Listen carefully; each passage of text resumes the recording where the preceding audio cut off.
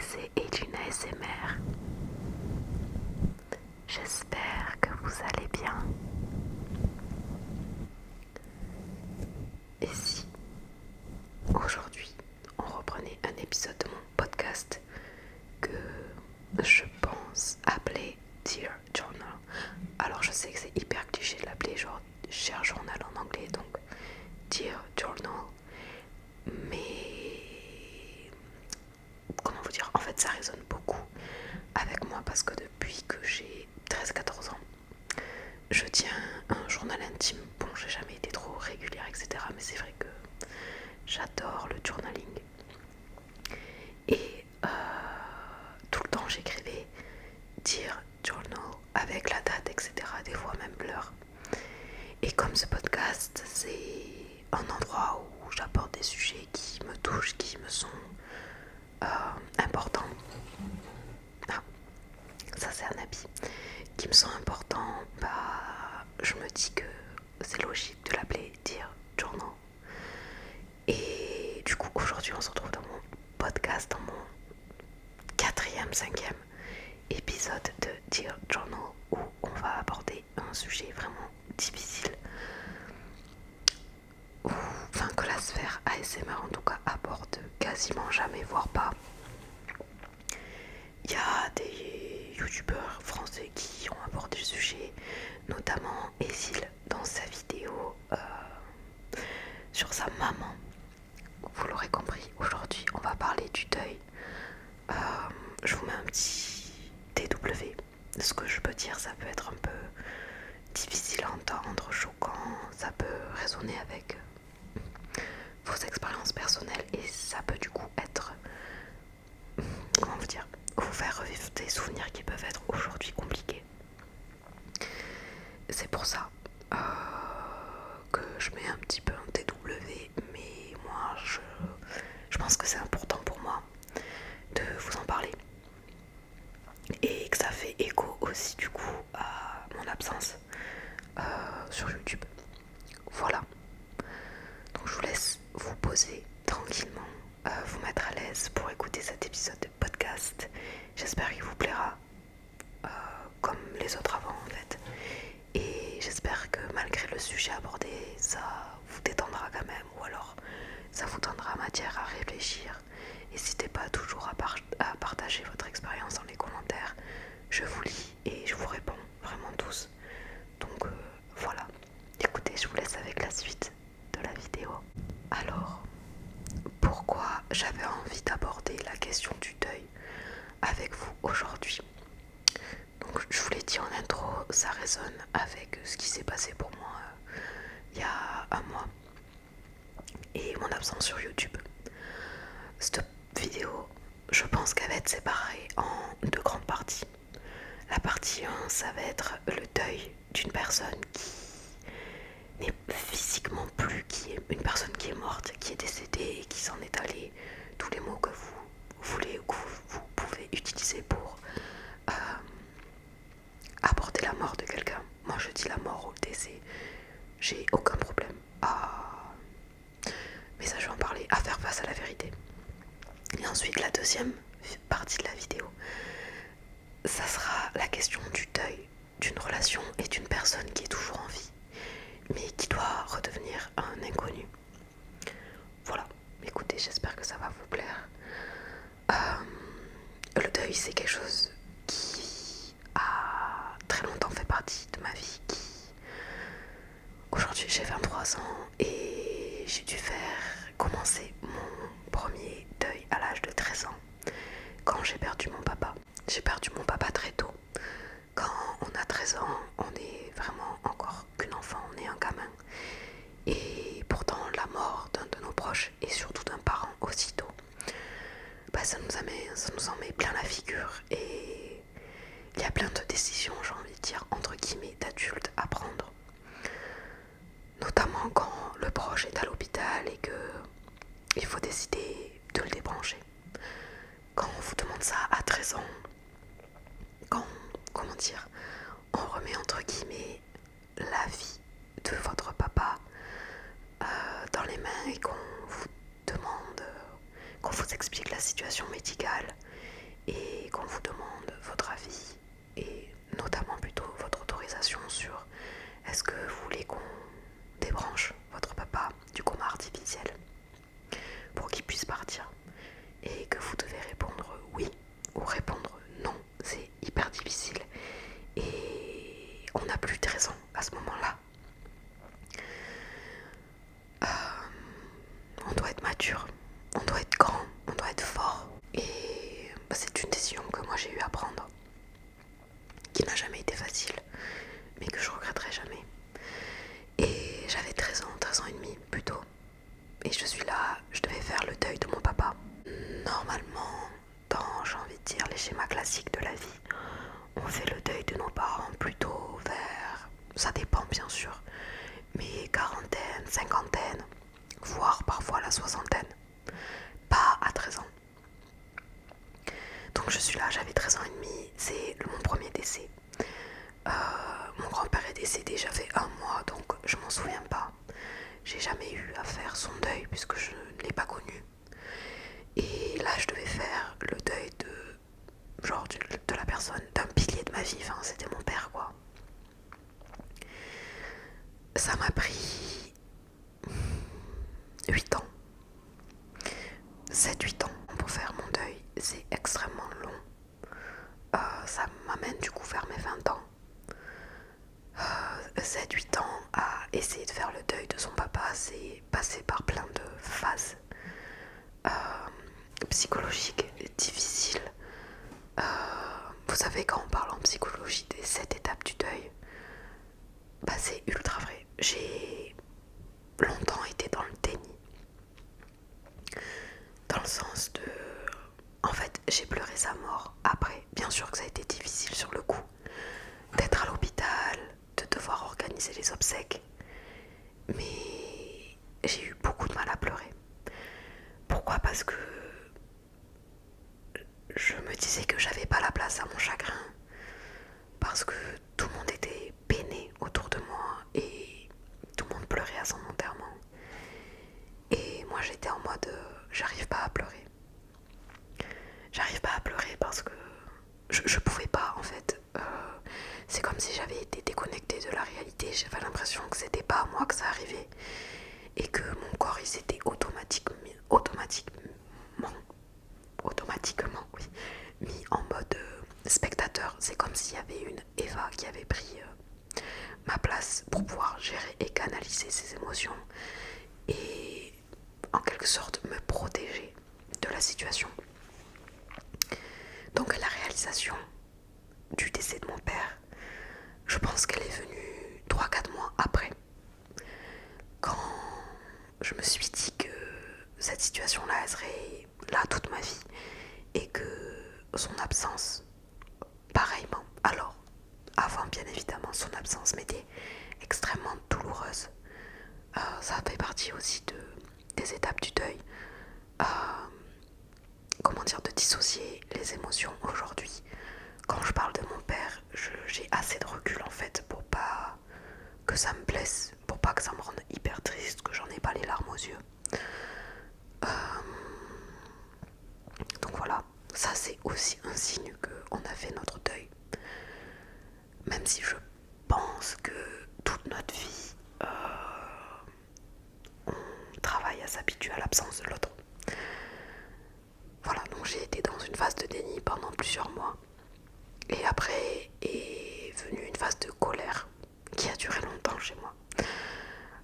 En fait, j'étais en colère contre mon père, j'étais en colère contre la vie en général, parce que je me disais que, comme d'habitude, c'était pas juste que ça m'arrive à moi, que c'était pas juste que moi, à 13 ans, je perds mon père, que c'était pas juste que... en fait, en gros, qu'il se soit... Comment dire ? Pas qu'il se soit laissé mourir, mais... genre qu'il soit mort. J'étais en colère de me dire ouais t'es mort papa, en fait t'es mort. Enfin, j'étais en colère contre lui parce qu'il était décédé alors que il y peut rien, mais ça fait partie de la phase du deuil. Et c'est vrai que j'étais vraiment en colère contre le monde entier. J'étais très sensible, très affectée. Je pleurais beaucoup parce que moi je suis une personne qui pleure sous l'effet de la colère, ou alors qui se renferme totalement, mais l'un et l'autre ne sont jamais bons parce que du coup si je me renferme après j'explose comme une bombe à retardement. Et après je vous la fais rapidement, j'ai eu une phase d'acceptance, mais j'ai accepté autour de mes 18 ans je pense, quand j'ai eu beaucoup plus de recul sur ce qui était la vie, ce qu'avait traversé mon père et le chemin que moi j'ai pu parcourir sans lui. Donc ça m'a permis d'accepter. D'accepter aussi du coup son absence lors des moments importants ou lors des moments même pas importants, des moments anodins mais qu'on rêve de raconter à ses parents. Moi j'ai été très proche de mes parents, j'étais proche de mon père, je suis extrêmement proche de ma mère. Donc c'est vrai que aujourd'hui je partage énormément de choses avec ma mère, mais quand mon père était toujours vivant j'étais très proche de lui et je me confiais. Donc c'est vrai que c'est bizarre de pas dire à son papa qu'on a son premier copain, qu'on a des nouvelles amies, qu'on a passé son bac, qu'on a eu son brevet, qu'on a eu son premier chagrin amoureux, en mode ah papa j'ai un crush au lycée, genre j'en sais rien, de pleurer parce que dans ses bras parce que je dis n'importe quoi mais j'ai eu 4 en SVT, d'être trop contente parce que j'en sais rien, genre je sais pas, j'ai monté mon cheval préféré aujourd'hui, etc. Enfin plein de petites choses. Et bien sûr dans les grands événements, des choses qui marquent un peu notre vie, son absence elle se fait toujours ressentir. Voilà, je parlais des fêtes de fin d'année, les anniversaires, les moments clés un peu de notre vie, surtout à mon âge. Par exemple, un déménagement, avoir un diplôme, changer de ville. En fait, dans le deuil, ce qui est difficile, c'est la disparition totale, bien évidemment, de la personne et de se dire que jamais elle nous connaîtra aujourd'hui et elle nous a connus que jusqu'à l'âge où cette personne est décédée. Et inversement, je trouve que des fois, ce qui est difficile, c'est que genre jamais j'ai connu mon père au-delà des 50 ans et je le connaîtrai jamais. Et très sûrement, un jour dans ma vie, je dépasserai son âge. Et ça, c'est très bizarre de me dire que s'il le faut, je vivrai plus longtemps que lui. Voilà, c'est difficile, mais c'est des choses qu'on accepte. Et puis, en fait, j'ai envie de vous dire, il n'y a pas le choix. Il n'y a pas le choix que d'accepter, que de vivre avec et d'arriver à vivre avec sans la douleur. Ça, c'est le plus dur. Parce que, bien évidemment, que j'avais accepté de vivre avec l'absence de mon père. Mais il y avait toujours une douleur liée à cette absence, il y avait toujours une tristesse. Et ça, j'ai réussi à travailler dessus entre mes 18 et mes 20 ans.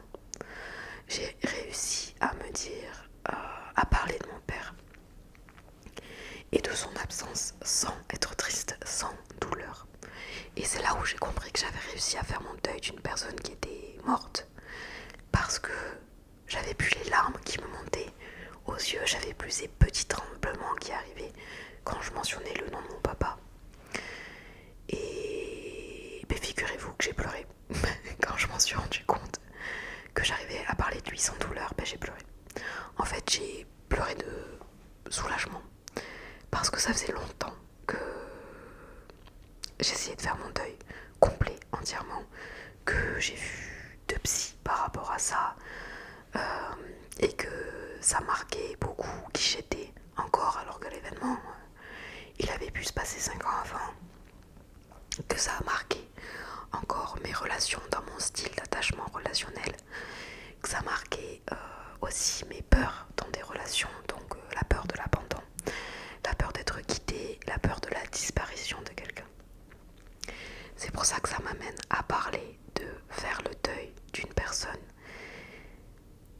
qui est toujours vivante, mais qui doit devenir un inconnu pour son bien à soi.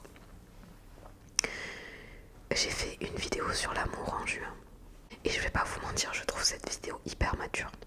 Et des fois je me dis que j'arrive pas à croire que c'est moi qui ai pondu une réflexion comme ça, parce que j'écoute pas conseils et j'écoute pas mes propres réflexions.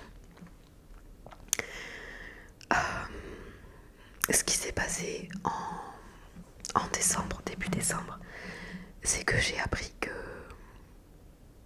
ce que je pensais être mon copain depuis juin en fait avait une double vie avec quelqu'un depuis septembre. Voilà, donc j'ai été trompée. Pendant 4 mois, on m'a menti à la gueule pendant 4 mois, yeux dans les yeux. Moi qui déteste le mensonge, on m'a trahi.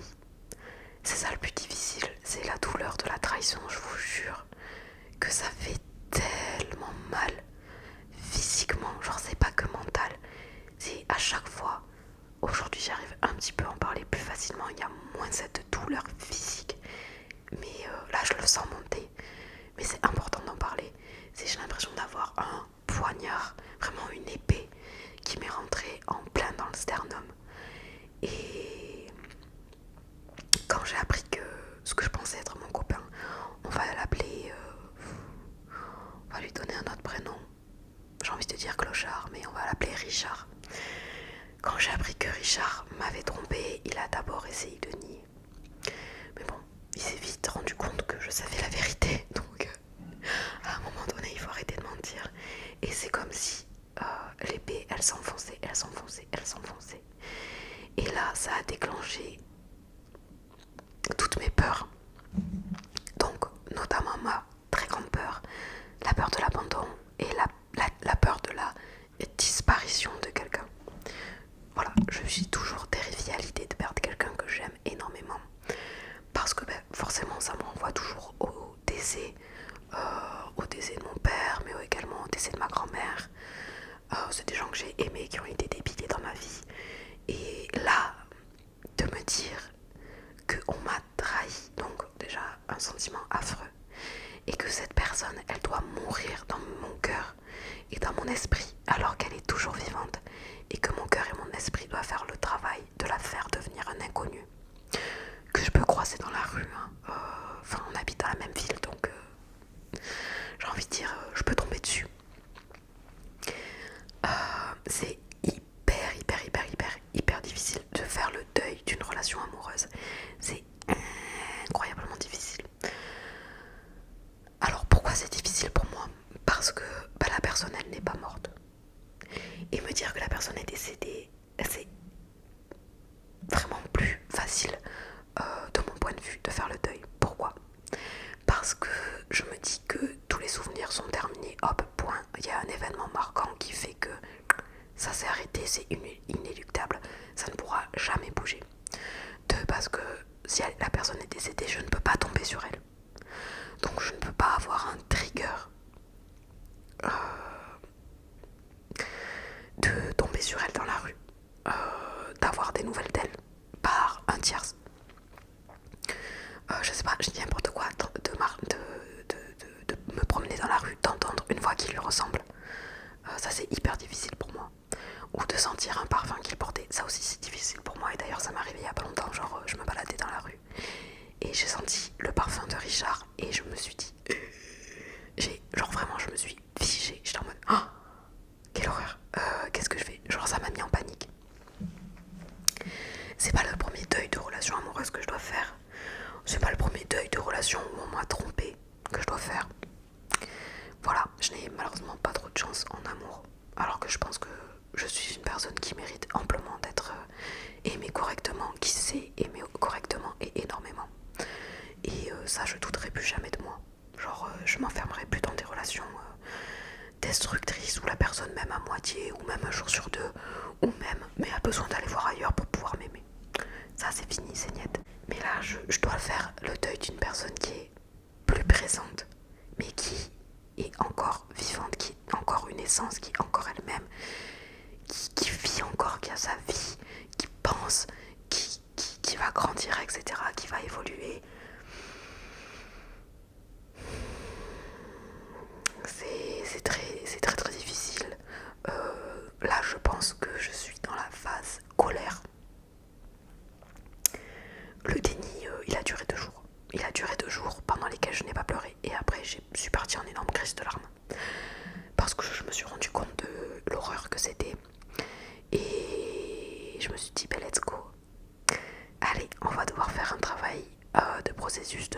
super génial.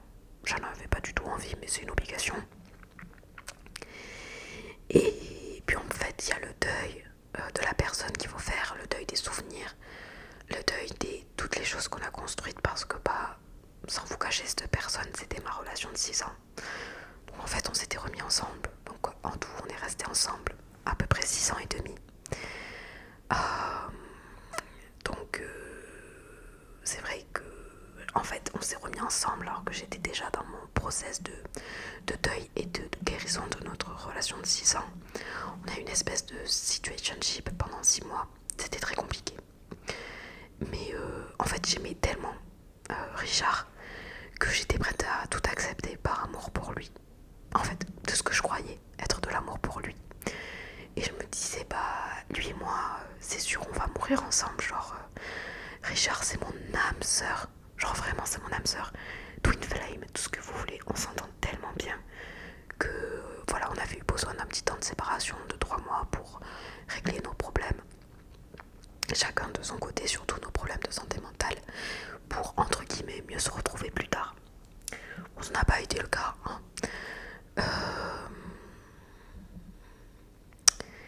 Mais ouais, non, c'est hyper compliqué de faire le deuil d'une personne qui est toujours existante, qui est toujours vivante, mais qu'on ne doit plus avoir dans sa vie. C'est comme le deuil des amitiés. Je trouve que la vingtaine, c'est une période où on fait beaucoup de deuil d'amitié, parce qu'on fait du tri dans nos amitiés. Il y a des potes, et il y a des amis. Et il y a des amis avec qui ça ne matche plus. Donc il faut faire le deuil de la relation qu'on a eue, des souvenirs, etc. Et que notre cerveau fasse le process et range les souvenirs dans la boîte à souvenirs. Qu'ils soient positifs ou négatifs. Mais bon, c'est vrai, en fait, il faut faire le deuil de tout ce que représente la personne pour nous, que ce soit dans des situations amicales ou amoureuses. De tout ce que la relation aurait pu devenir, aurait pu être, de ce que vous auriez pu faire, etc. Moi, je suis quelqu'un qui vit énormément et dans le passé et dans le futur, ce qui est très compliqué parce que je suis une grosse anxieuse et du coup, je dois faire le deuil et de toutes mes projections que j'avais fait avec Richard et de tout ce que Richard et moi on a pu vivre en bien ou en mal, plutôt du mal. Et c'est méga compliqué, genre. Dieu merci, je suis extrêmement bien entourée. J'ai une santé mentale qui est beaucoup plus forte qu'il y a un petit moment. Je vous ai décalé. Qu'il y a un petit moment, donc forcément c'est plus facile. J'ai même pas l'impression que vous êtes droit.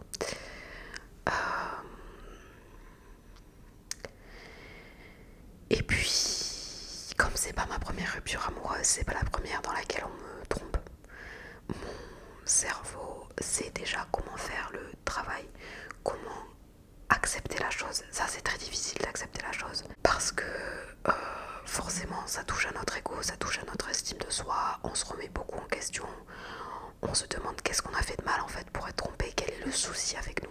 Sachez qu'il n'y a aucun souci avec vous. Si on vous trompe, ce n'est pas vous le problème, c'est la personne qui trompe le problème. Vraiment, ne vous remettez pas en question, ne vous détestez pas. Ce n'est pas vous le problème, je le répète, parce qu'on peut vraiment se détruire en se disant que c'était nous le problème dans notre comportement ou dans la relation tout simplement, mais vraiment pas. Si une personne trompe, c'est que déjà elle avait envie de tromper.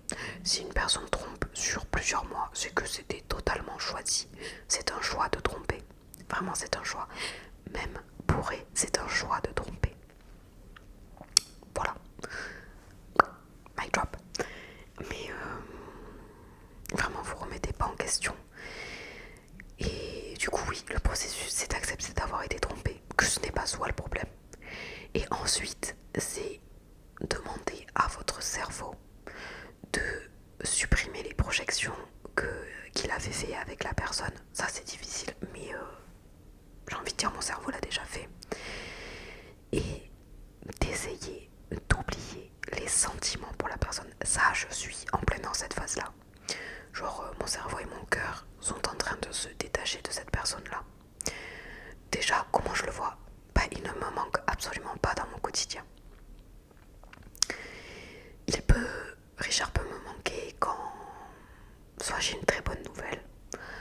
Bah, par exemple, quand j'ai eu mon appartement, la première personne à qui j'ai pensé le dire, c'est à Richard, mais bon, non. Et il me manquait dans des moments très difficiles parce que c'était la personne qui me connaissait par cœur, vraiment par cœur. Donc là, je suis vraiment dans le process de deuil où on classe les souvenirs et ce qu'on ressent pour pouvoir s'en détacher et que ça ne devienne que souvenir. Et que quand on pense à la personne, il n'y a ni tristesse, ni douleur, ni joie, ni manque, que juste ça fasse enfin, que les souvenirs fassent partie de nous, mais que ça reste des souvenirs qu'on aime se remémorer ou pas, mais qui n'ont pas d'attache très très forte. Voilà, bien sûr, j'aurai des souvenirs toute ma vie de Richard. C'est normal, hein, à mon âge, quand on côtoie quasiment pendant 6 ans et demi une personne, c'est énorme. Vraiment, c'est énorme. Genre, j'ai 23 ans et demi, j'ai rencontré Richard, j'avais 17 ans, quoi. Donc, je me suis vraiment construit avec lui et autour de lui, malheureusement. Et du coup, mon cerveau, en même temps de faire le process de deuil, de ce qu'il a été pour moi, ce qu'il a représenté, l'amour, etc. Enfin, de ce que je croyais de l'amour. Il fait la phase.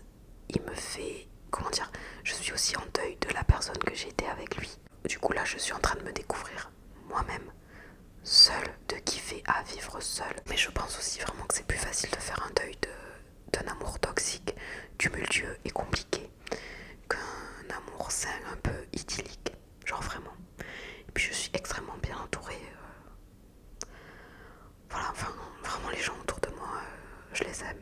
Et je sais que je suis aimée en retour et ça m'aide énormément. Et c'est ce qui m'aide à pas douter de moi-même.